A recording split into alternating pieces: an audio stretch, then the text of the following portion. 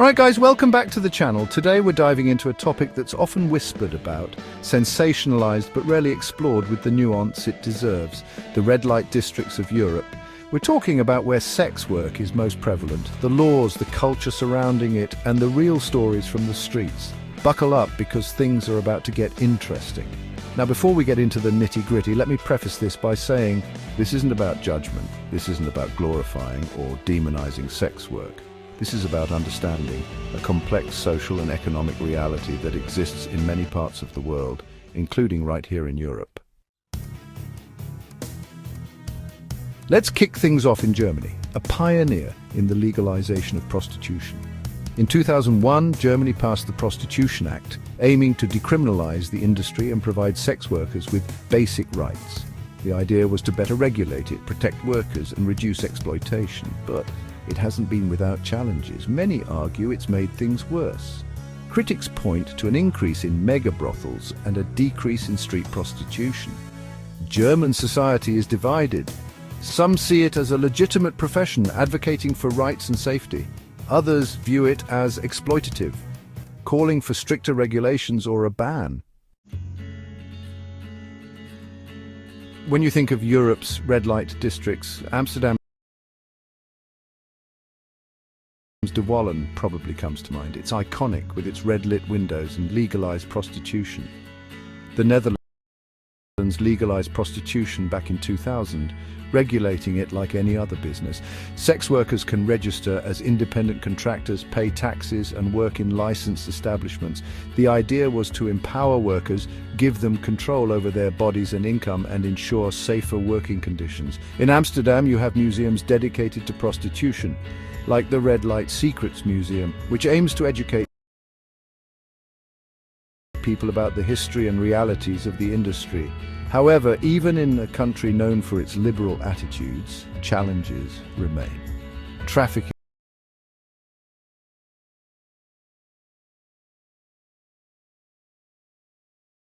and exploitation are still concerns, and there's debate about whether legalization has truly improved the lives of all sex workers.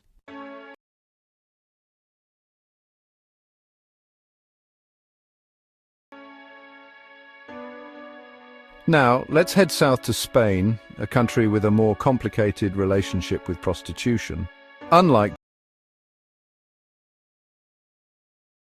Germany and the Netherlands, Spain doesn't have a unified national law regulating sex work. It falls into a legal grey area, neither explicitly legal nor illegal.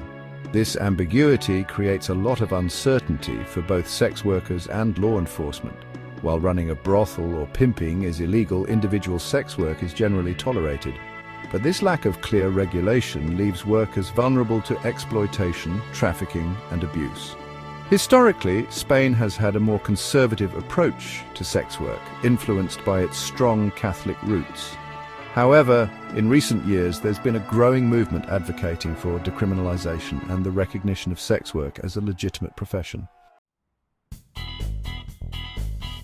Next up, we're heading to Switzerland, a country known for its neutrality, its chocolate, and its regulated sex industry. Prostitution has been legal in Switzerland since 1942, and the country takes a very pragmatic approach to it. The Swiss government views sex work as a legitimate business, subject to taxation and regulation like any other. They have designated areas for brothels, strict health regulations for sex workers, and even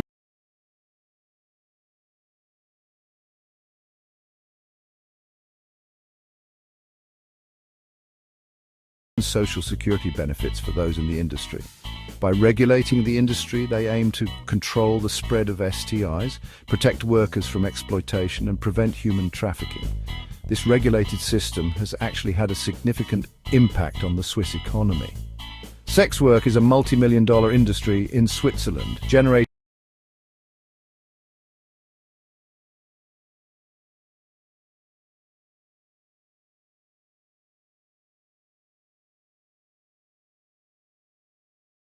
substantial tax revenue for the government. Critics argue that even with regulation, exploitation and trafficking still occur, and the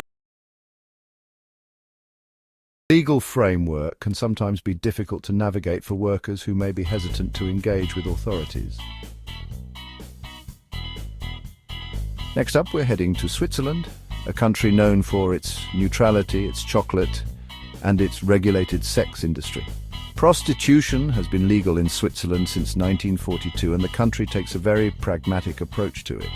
The Swiss government views sex work as a legitimate business, subject to taxation and regulation like any other. They have designated areas for brothels, strict health regulations for sex workers, and even social security benefits for those in the industry. By regulating the industry, they aim to control the spread of STIs, protect workers from exploitation, and prevent human trafficking. This regulated system has actually had a significant impact on the Swiss economy. Sex work is a multi-million-dollar industry in Switzerland, generating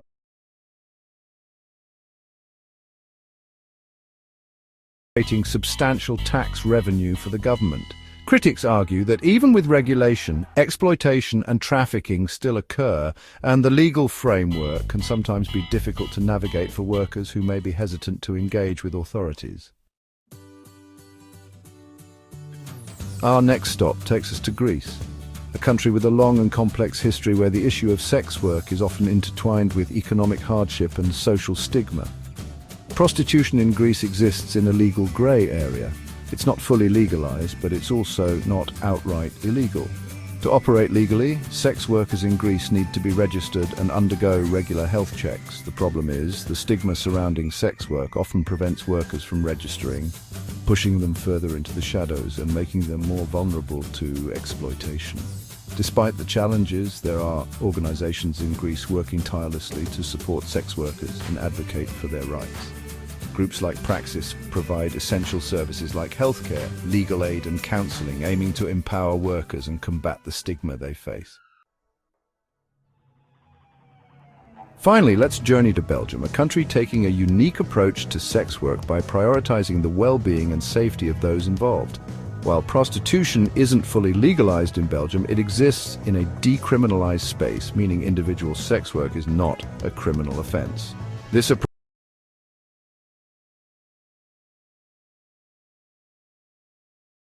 approach allows Belgium to focus on harm reduction and support services rather than criminalization. Instead of arresting and punishing sex workers, Belgian authorities prioritize connecting them with healthcare, counseling, and social services. Belgium is also known for its innovative approach to tackling human trafficking, a serious concern within the sex industry. They have specialized police units trained to identify and assist victims of trafficking, working closely with NGOs to provide support and safe housing. This focus on collaboration between law enforcement, social services, and advocacy groups is key to Belgium's approach. So there you have it, a glimpse into the complex world of sex work in Europe. We've seen how different countries are grappling with the issue, each with its own unique approach to legalization, regulation, and social attitudes. What's clear is that there are no easy answers here. This is a conversation that needs to continue, one that requires empathy, understanding, and a willingness to challenge our own preconceived notions. If you found this deep dive into Europe's red light districts informative, don't forget to hit that like button and subscribe for more thought-provoking content. Until next time, stay informed, stay engaged, and I'll catch you in the next one.